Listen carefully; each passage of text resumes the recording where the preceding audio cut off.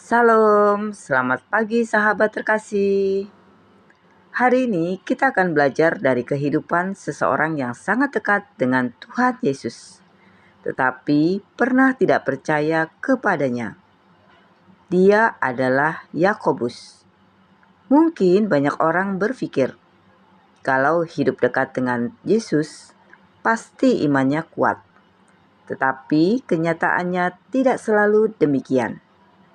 Yakobus pernah meragukan Yesus. Ia pernah melihat Yesus hanya sebagai saudara biasa. Ia pernah hidup sangat dekat dengan mukjizat, tetapi hatinya belum percaya. Namun, hidupnya berubah total setelah kebangkitan Kristus. Dan dari orang yang dulu ragu, Yakobus kemudian menjadi pemimpin jemaat mula-mula dan penulis surat Yakobus. Firman Tuhan hari ini terambil dari 1 Korintus 15 ayat 7. Mari kita baca bersama-sama 1 Korintus 15 ayat 7. Selanjutnya, ia menampakkan diri kepada Yakobus, kemudian kepada semua rasul. Sahabat terkasih, ayat ini singkat tetapi sangat dalam. Karena di balik satu pertemuan itu, hidup Yakobus berubah selamanya. Sahabat terkasih, Alkitab dengan jujur menceritakan bahwa keluarga Yesus sendiri pernah meragukannya. Dalam Yohanes 7 ayat 5 berkata, sebab saudara-saudaranya sendiri pun tidak percaya kepadanya. Bayangkan, Yakobus hidup serumah dengan Yesus. Ia melihat kehidupan Yesus setiap hari. Ia melihat karakter Yesus. Tetapi tetap saja ia belum percaya. Ini menunjukkan sesuatu yang penting. Dekat dengan hal rohani belum tentu memiliki hubungan pribadi dengan Tuhan. Ada orang yang setiap minggu ke gereja, tetapi hatinya jauh dari Tuhan. Ada orang yang melayani, tetapi sebenarnya masih menyimpan keraguan. Ada orang yang tahu banyak ayat Alkitab, tetapi belum sungguh menyerahkan hidupnya kepada Kristus. Yakobus pernah ada di posisi itu. Dan mungkin pagi ini ada seseorang yang diam-diam sedang bergumul dengan imannya. Mungkin masih berdoa, tetapi hati penuh pertanyaan. Mungkin ada yang berkata, Tuhan, apakah Engkau benar peduli? Tuhan, apakah Engkau sungguh bekerja dalam hidupku? Sahabat terkasih, Tuhan tidak membuang orang yang sedang bergumul. Tuhan tetap mengasihi Yakobus meskipun ia pernah tidak percaya. Dan Tuhan juga tidak meninggalkan kita.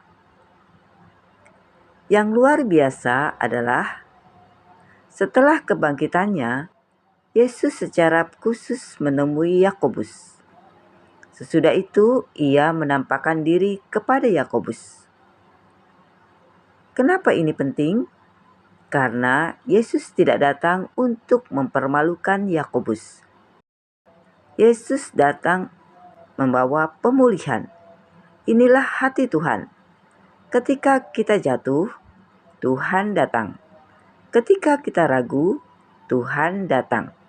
Ketika iman kita lemah, Tuhan tetap mencari kita. Sahabat terkasih, kasih Tuhan lebih besar daripada keraguan manusia. Mungkin hari ini kita merasa, aku terlalu jauh dari Tuhan. Aku terlalu dingin. Aku terlalu banyak gagal. Tetapi kebangkitan Kristus membuktikan bahwa Tuhan masih mau menemui manusia yang hatinya hancur. Yakobus dipulihkan dan hidupnya berubah total. Sahabat terkasih, setelah perjumpaan itu, Yakobus bukan lagi orang yang sama.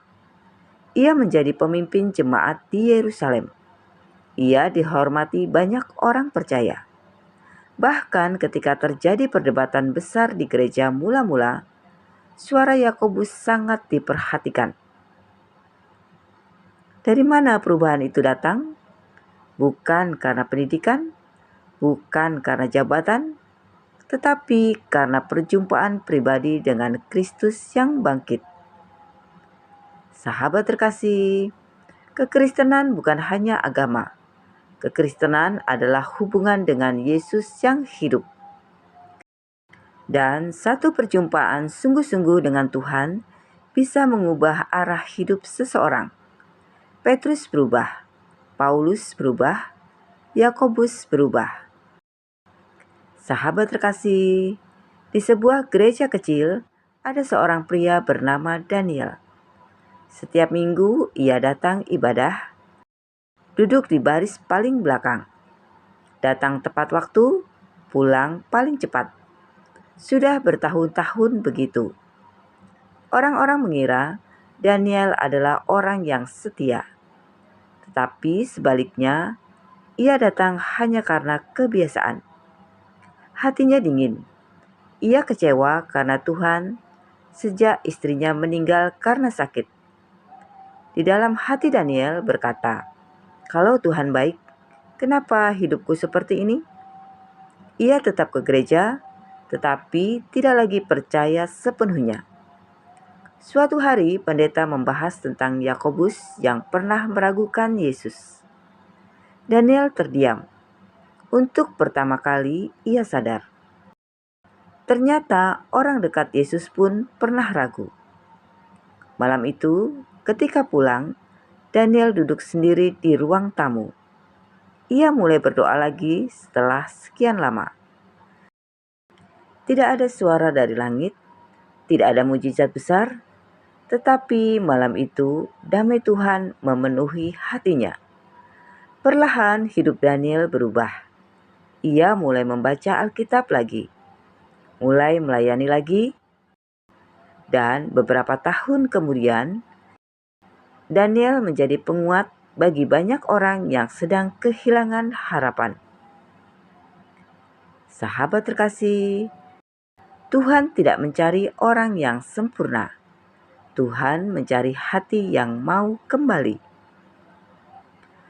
Hal yang indah dari hidup Yakobus adalah Tuhan tidak menghapus masa lalunya, tetapi Tuhan mengubahnya menjadi kesaksian. Bayangkan, orang yang dulu tidak percaya, akhirnya dipakai Tuhan menulis kitab tentang iman. Itulah anugerah Tuhan.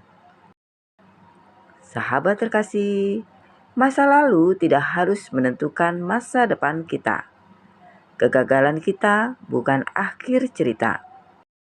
Tuhan bisa mengubah Yakobus. Tuhan juga bisa mengubah hidup kita. Sahabat terkasih, mungkin pagi ini ada yang sedang dingin rohani, kecewa kepada Tuhan, kehilangan semangat doa, atau menyimpan keraguan. Mari kita ingat, Tuhan Yesus yang bangkit masih mencari orang-orang seperti Yakobus. Dia tidak menjauh, dia datang membawa kasih dan pemulihan. Kadang Tuhan mengizinkan proses hidup supaya kita akhirnya benar-benar mengenalnya secara pribadi. Bukan hanya mengenal Tuhan dari cerita orang lain, tetapi mengalaminya sendiri. Sahabat terkasih, mari kita berdoa bersama. Bapa yang Maha Baik, terima kasih karena kasih-Mu tidak berubah. Ketika iman kami lemah, Engkau tidak meninggalkan kami. Ketika hati kami ragu, Engkau tetap mencari kami.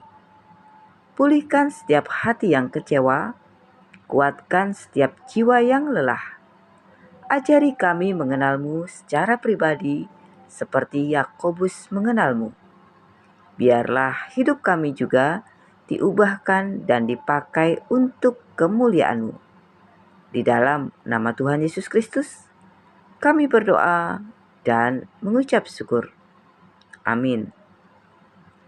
Sahabat terkasih, seperti Yakobus diubahkan oleh perjumpaan dengan Kristus yang bangkit, Tuhan juga sanggup memulihkan iman yang mulai lemah.